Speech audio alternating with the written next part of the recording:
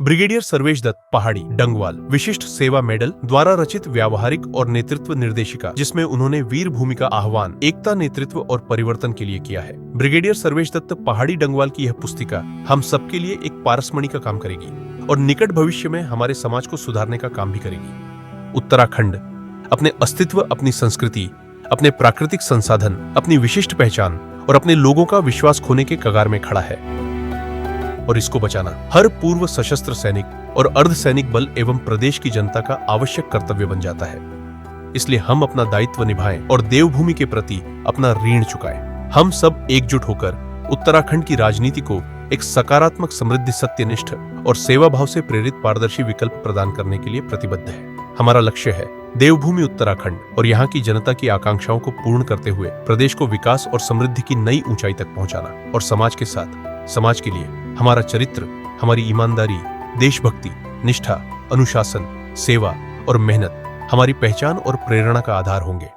व्यावहारिक और नेतृत्व निर्देशिका के बारे में बहुत सारे व्यक्तियों ने बहुत अच्छी टिप्पणियां की हैं, जिनमें से एक लेफ्टिनेंट जनरल गंभीर सिंह नेगी जी है, जो पूर्व अध्यक्ष भारतीय सैन्य अकादमी और पूर्व अध्यक्ष उत्तराखंड सेवा आयोग है। उन्होंने लिखा है कि यह निर्देशिका एक सारगर्भित स्मारिका है, जिसे पूर्व सशस्त्र सैनिक और अर्धसैनिक बल उत्तराखंड के विस्तारित परिवारजनों को ध्यान में रखकर पहाड़ी डंगवाल ने लिखा है और पहाड़ी डंगवाल वर्तमान और भविष्य की राजनीति एवं सामाजिक परिवेश को बदलने का साहस और विश्वास रखते हैं।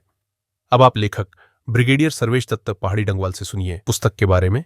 वर्तमान सामाजिक परिवेश में नेतृत्व केवल आधिकारिक पर्याय नहीं रह गया है। समान नागरिकों में निहित नेतृत्व क्षमता समाज के मूलभूत ढांचे को बदलने की ताकत रखती है। एक संवेदनशील, ईमानदार और क्रियाशील नागरिक जब अपने आसपास के लोगों के जीवन को बेहतर बनाने का प्रयास करता है, तो वही से सामान्य सामाजिक नेतृत्व की शुरुआत होती है। यह नेतृत्व न नारों से चलता है, न ही सत्ता के लोभ से प्रेरित होता है। यह तो उन विचारों और कर्मों से जन्म लेता है जो अपने समाज, पर्यावरण, परंपरा और भविष्य के प्रति गहन उत्तरदायित्व की भावना से ओतप्रोत होते हैं। आज आवश्यकता है ऐसे जन नेताओं की जो बिना किसी स्वार्थ के निस्वार्थ सेवा, संवाद और सहयोग के माध्यम से समाज का मार्गदर्शन करें। व्यवहारिक और नेतृत्व निर्देशिका इसी भावना से प्रेरित होकर लिखा गया है, जहां नेतृत्व को केवल